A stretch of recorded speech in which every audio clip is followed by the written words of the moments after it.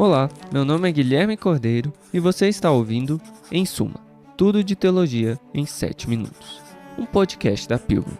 Nós vamos descobrir juntos algumas conexões improváveis em todas as áreas da teologia, buscando em toda a Bíblia e em toda a tradição cristã formas de abençoar a igreja toda. Tudo isso em apenas 7 minutos. A partir de agora.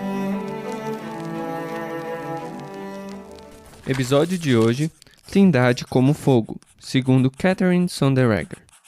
Trindade é como fogo. Tem a chama, o calor e a luz, assim como tem o Pai, o Filho e o Espírito Santo. Quem nunca aprendeu assim na escola dominical?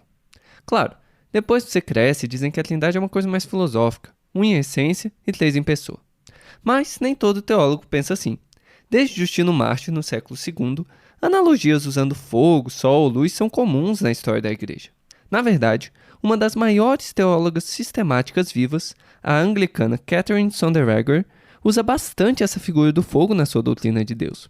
Então prepare-se para um episódio fogoso hoje, em que vamos contemplar a Trindade a partir de 3 chamas bíblicas: a sarça ardente, a revelação de Deus no flamejante Monte Sinai e a queima sobrenatural da primeira oferta sacerdotal em Levítico 9, 23 a 24. Primeiro fogo divino então, a sarça ardente. Lá em Êxodo 3, Moisés, no meio de sua rotina de pastoreio no deserto, se surpreende ao ver um arbusto que, mesmo pegando fogo, não virava carvão. Normalmente chamamos episódios assim de teofanias, em que Deus se manifesta miraculosamente com elementos do mundo natural. E a escritura de Sonderegger é uma espécie de teofania. É Deus pegando criaturas, as palavras dos autores humanos, as redimindo totalmente e as usando para que nos encontremos com Ele. O fogo não é para estudar, mas para se esquentar e se iluminar. E depois que você ficar fascinado, claro, você pode saber mais. Isso indica que a fonte primordial da doutrina da Trindade não é a tradição conciliar ou a filosofia, mas a Escritura, em toda a sua completude, inclusive o Antigo Testamento. Então é bom você tirar as suas sandálias quando vier falar disso.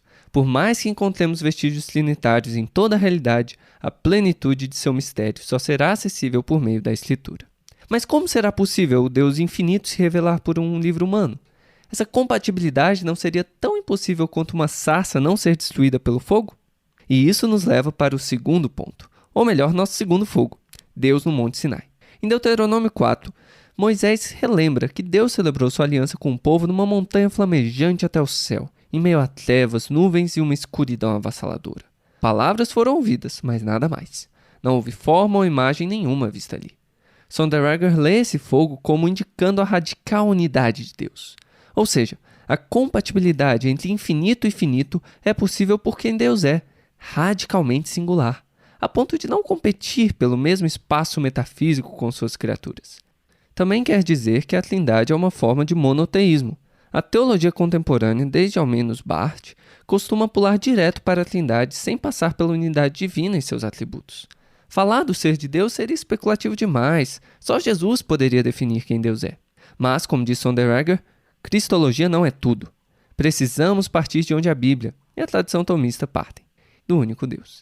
Isso é o que a confissão fundamental do Antigo Testamento, a Shema, diz: o Senhor é um só. Isso é o que a revelação do Sinai mostra: a natureza do único Deus é não ter forma, imagem ou semelhança. Em outras palavras, a singularidade de Deus é tamanha que ele está livre de qualquer categoria, classe, gênero, conceito universal ou semelhança. Como o Quarto Concílio Laterano colocou na Idade Média, não pode haver uma semelhança entre o Criador e a criatura tão grande que não haja uma diferença ainda maior. Deus é tão único a ponto de ser indefinível, um fogo de pura vida que escapa de limitações conceituais.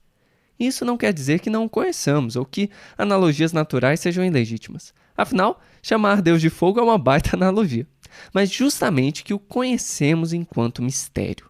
Como Sonderegger interpreta Romanos 1, as coisas invisíveis de Deus se manifestam claramente na criação, mas não deixam de ser invisíveis em nenhum momento. E essa compatibilidade existe em todos os atributos divinos. Sua onipresença não tira, mas sim manifesta sua invisibilidade. Sua onipotência não tira, mas sim manifesta sua humildade. Sua onisciência não tira, mas sim manifesta sua luminosidade intelectual. E o fato de Deus ser trino não tira, mas sim manifesta sua unidade. E assim acabamos com o terceiro fogo divino, Deus consumindo a primeira oferta sacerdotal em Levítico 9, 23 e 24. Deus se santifica e se oferece como sacrifício. O fogo vem de uma origem divina no Santo dos Santos. Ele desce a oferta, a consome e depois retorna fumaçando a sua origem. Aqui vemos as procissões trinitárias, antes mesmo que as pessoas divinas. As procissões, em sua definição clássica, consistem na geração do Filho pelo Pai e a procissão do Espírito a partir do Pai e do Filho. Porém, para Sonderegger, antes de ser sobre geração e inspiração, tais procissões são sobre a dinâmica interna da vida interior de Deus. Deus é imensamente fértil, vivo, santo, separado, diferente. Esse padrão de diferença sempre marca a vida interior de Deus. Deus se santifica, Deus é radicalmente um só, e as procissões são um modo dinâmico da diferença entre iguais acontecer na vida interior de Deus. A unidade radical de Deus sempre se redobra, se reduplica nas palavras de Boaventura. A vida trina de Deus é a explosão flamejante da singularidade de Deus, como diz Sonderegger. Isso quer dizer que a vida de Deus é uma vida processível, fértil, não porque há 3 carinhas celestiais batendo papo eternamente. Não é isso que os pais da igreja, como Agostinho, entendiam por pessoa. Mas porque há no fogo de Deus um movimento duplo padronizado, como uma cascata de lava, como um presente que nunca se cansa de se entregar e de se aceitar, como uma vida de amor que vive de dar e receber. O movimento desse fogo sacrificial de Deus em Levítico, de sair e retornar ao Santo dos Santos, terá seu nome revelado no Novo Testamento.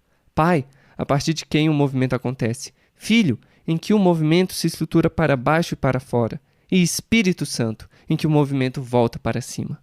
Assim, as pessoas divinas se definem, recorrendo e consumando umas às outras, cada uma delas contendo tudo de Deus, como uma chama se revolvendo e se redobrando num círculo de luz e calor, sem nunca perder sua energia.